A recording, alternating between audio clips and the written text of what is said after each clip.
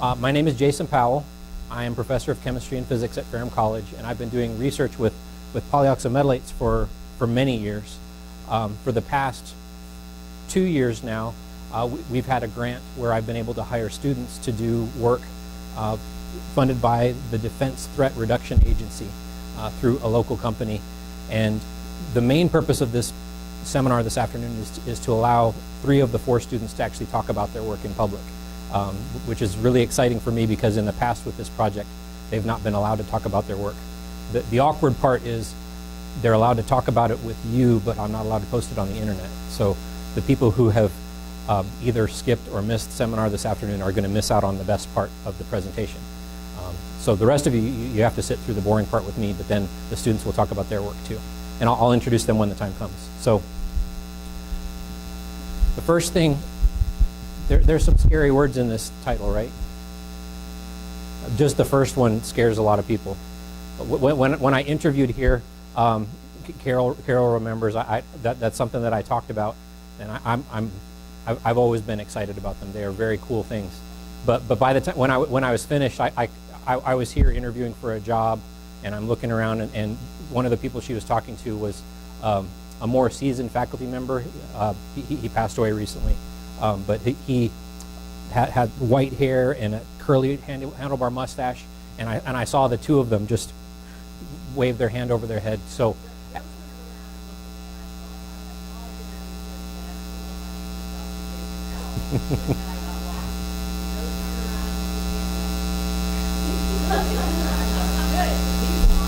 So I've learned a little bit I've been at Ferrum. This is now my 18th year. So in 18 years, I have learned something. And one of the things I've learned is that I need to explain what I'm talking about. So the reason why I'm speaking before the students is because I ought to be able to explain these compounds pretty well because I've been studying them that long. But I will say that I was a chemistry major when I was an undergraduate, and I only heard that word once in 4 years of studying chemistry, and it showed up on one exam. So they're very much a niche of a niche class of compounds. They're not well known. New technology everybody knows about, right? So we're doing new technology using these weird compounds that I'm very interested in. So those of you who've had general chemistry in the last year, this is a handout that you're very familiar with, and sometimes you have them written all over. The reason I'm showing this is I was sitting where you're sitting, metaphorically speaking.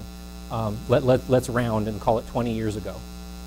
So I want you to imagine 20 years from now what you think the world is going to be like and how it's going to be different from the world that you live in today. And then I'm going to give you some examples that make me feel really old, but will kind of help put that in perspective. So the first thing, 20 years ago, this element to this element did not exist. No, they didn't exist. These 5 had been proposed as having been made, but they weren't confirmed for several years after that. So basically, other than francium, radium, and the actinides, the bottom row of the periodic table wasn't there 20 years ago when I was sitting where you're sitting. So that's kind of scary. Now, I got really excited last year when they finally filled in the last box because now it's full. But Dr. Bowman pointed out when I was playing with this slide, he said, yeah, but all it's going to take is one experiment in Berkeley or in Nihon or in, I forget the lab in Moscow, and then they'll fill in this element, and then we'll have to have a whole new row. So so in 20 years, who knows? Maybe there will be a whole nother row, or maybe not. I don't know. Other things to think about. Back in my day, so when I was sitting where you're sitting, most people didn't have these. People who had them were traveling insurance salesmen, and they were a suitcase phone. Or at the very least, they were about this big with a huge antenna, and they plugged into a big antenna on their car. So, and the other thing that's funny is the computer that we're using to aid this presentation. I was a computer science minor along with my chemistry major. I also minored in mathematics because computers and math are our friends. And so as a computer science minor, I had to buy a pretty high-end computer. My computer was about 20 times slower than the slowest computer on the market right now. Does everybody know what RAM is? Random access memory. That's the stuff your computer needs to be able to think, to be able to do calculations. On my computer, I spent extra to get 2 megabytes of RAM. A lot extra, actually, because I was a computer science minor and I needed to do some programming. We still used floppy disks. We didn't use some of the techniques that I used in college, we had 8-inch floppy disks. Those were the really old ones. Then there were the 5-inch floppy disks. Those were pretty old. Most of what we used were 3.5-inch floppies, and that's where all my papers, all the things that I needed to save fit on that. A floppy disk held 1.44 megabytes of material. This file is at least 100 times that. So the amount of information that we can deal with now because of technology has really exploded. There are lots of other examples, but those are just a few of them. So the periodic table's changed a lot. So these compounds that I really love, polyoxometalates. Many of you, the seniors at least, you remember Josh Sanders from last year. So he graduated in May and came with us to a meeting over the summer and presented with me about our work with the Harry Potter demonstrations. And then right after that meeting, he went home, packed up his stuff, and moved off to Kansas to go to graduate school. The first thing he had to do, other than enrolling in his classes and learning how to teach mostly labs for his teaching assistantship, is he's having to do a lab rotation where he goes from research group to research group to learn the types of projects that they have available so that he can pick what he's going to do as his specialization. And part of how he picked that university is because he liked their specializations. He has an idea of what he wants to do, but he had to pick. So when I went to graduate school, same deal.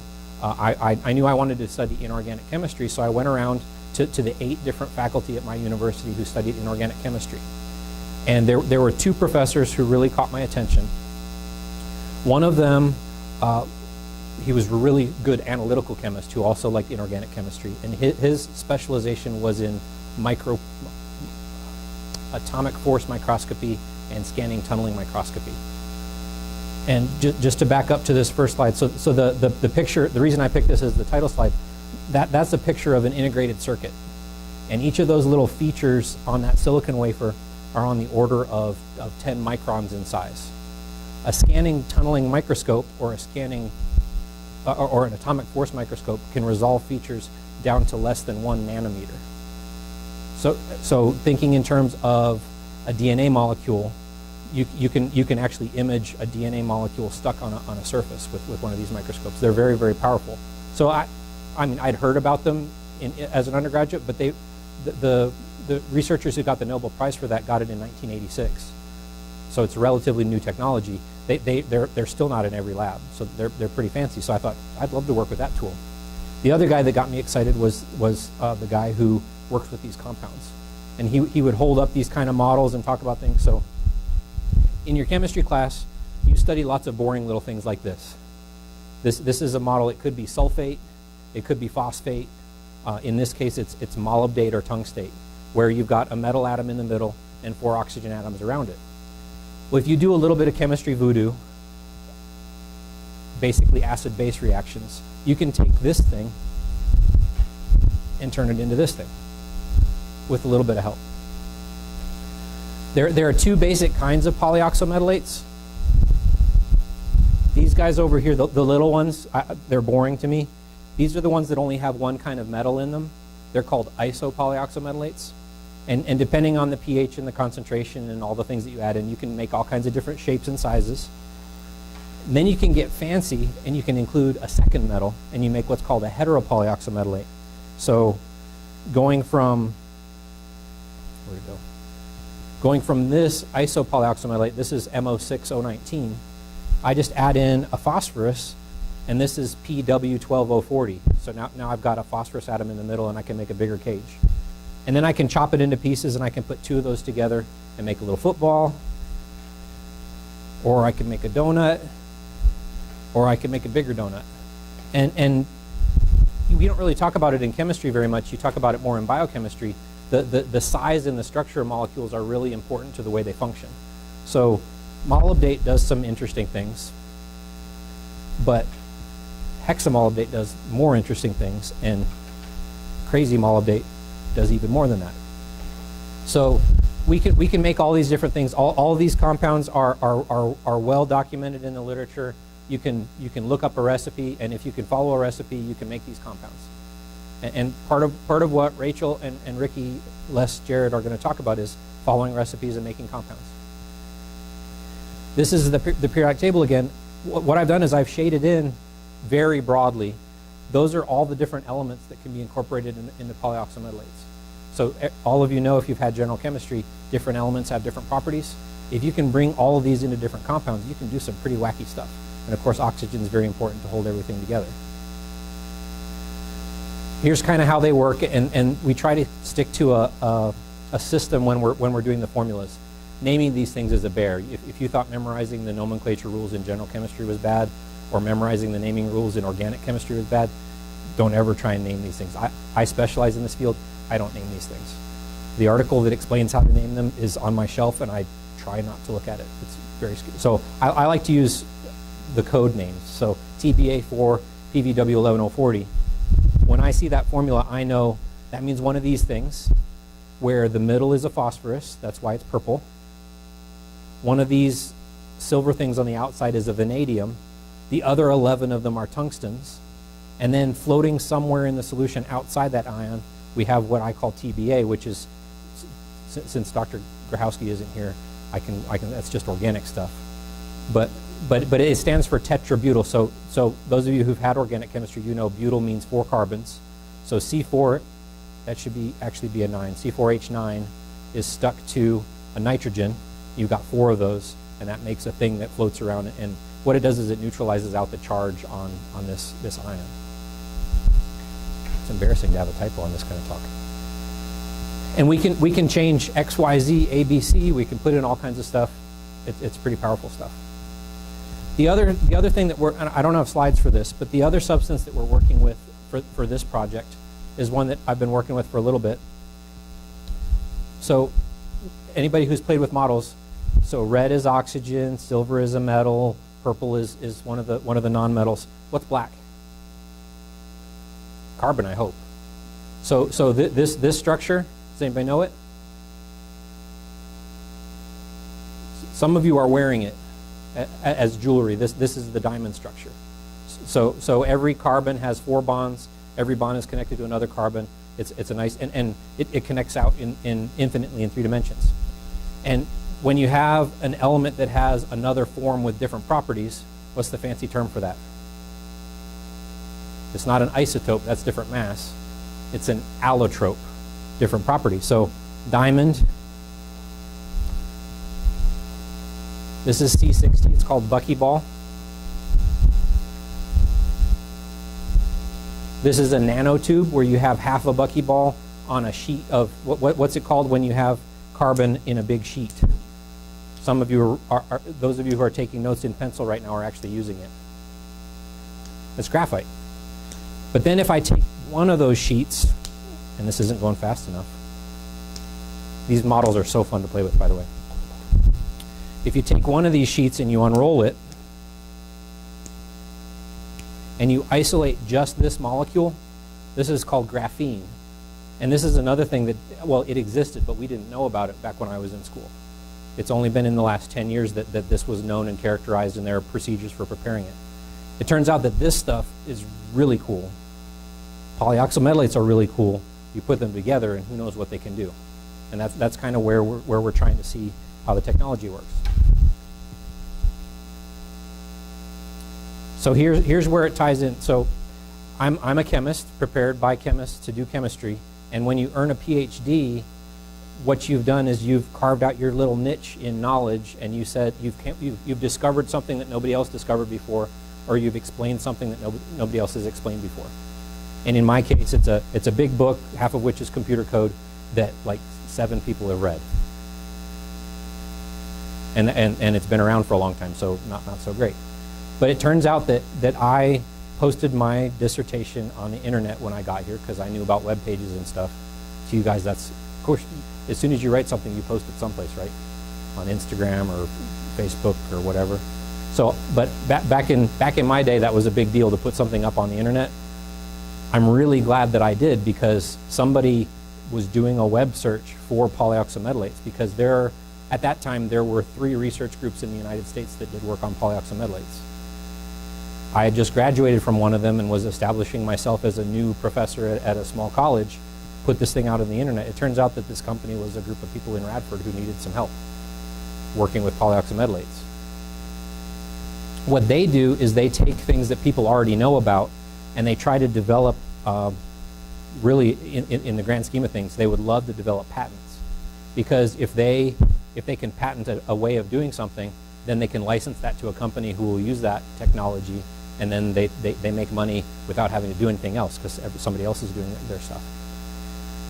Part of why we can't post some of this information on the internet is because people who know the type of chemistry that I work with would be able to listen to Rachel and Ricky and Jared's presentations, and they would be able to kind of reverse engineer what we've been working on for the last 3 years. And all that work would be for nothing, and then the company would lose all of its investment. So don't share any of this stuff later on with anybody.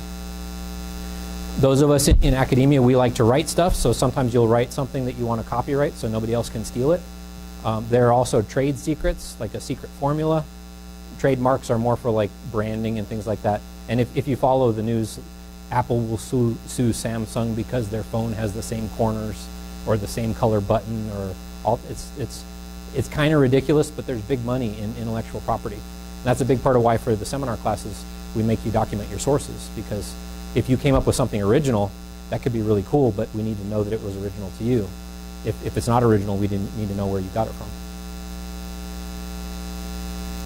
So this is the company that we work with, and see, they were founded in 2002. That happens to be when they called me up and said, hey, would you come and talk to us? And I came out to their lab, and I spent a day with them. It happened to be a day that I didn't have classes here. And we just talked about what I knew about the compounds, what I could do with the compounds. And they said, great, we'd love to write some proposals with you. And I heard nothing from them for 7 years. So think of yourself 7 years from now. You graduated, you have good ideas, you want to do good stuff. You spend a day giving your ideas to somebody, and they don't call you back for 7 years. I messed up. I gave away my secrets. I gave away what I knew. It actually turned out that they just didn't get funded, and they finally called me back. We wrote another proposal, and then we were funded. And so since I guess about 2009, if the timing's right, we've been meeting, and there. So this is a picture of our research meeting that they have every summer. 3 of the people in the picture actually work for the company. About 2/3 of the group there are from William and Mary, because they have projects that they work on funded by NASA with that company. And then if you were here in seminar last year, that's Mika Smith. She's recently graduated with her master's in forensic. That's Sarah Puckett. I think she's done with her PhD in medicinal chemistry. She's working on her DVM. She's already got her master's in public health. So the students that work with us get to do some pretty neat stuff. And a small company working with a small college to do some pretty neat stuff. And sometimes Ferrum gives me a little bit of money to support me doing the work. And in those 7 years when I didn't hear anything, a little bit of money to do a little bit, a couple students to do a couple things. That's how I stayed interested and on top of the field. And then NASA money showed up, and we got to do some neat things related to corrosion. And then right now I've got some funding from DTRA, Defense Threat Reduction Agency, doing some things related to sensors. And so I almost went as fast as I said I would, so we're doing good. So what we're going to do is, this is our little research group. Katie's not here today because she's with Panther Productions down in Atlanta for a conference on student activities. So first off will be Rachel. Katie is, you're both juniors. Katie is chemistry, biology, pre-professional health sciences, triple major, and a minor in forensic science. That's her mess, and she's a mess. Rachel is equally messy. She is pre-professional health sciences and chemistry double major, minoring in biology and religion. No? Okay, so she's just as messy. Pre-professional health sciences, biology, chemistry, and then minors in forensics and religion. Ricky's my black sheep, and I don't mean that because of the color of his skin, so don't get all uncomfortable. He's a computer information systems major, but I talked him into picking up some chemistry classes back when he had Gen Chem with me, and he's so good in the lab that I had to hire him for this project. And it turns out that his computer skills come in handy from time to time too. So you'll see him talking about some things. And then Jared, so Ricky's graduating next semester. All things, no? You're hanging out some more? Okay. He's going to be around for a little while longer. So Jared's my only senior. He is pre-professional health sciences major with minors in biology and chemistry. And you'll notice, if you think back to the other students who presented their research, it's always the busy students who take on more stuff to do. So if you're not busy, get busier, because those are the kinds of things that make you stand out.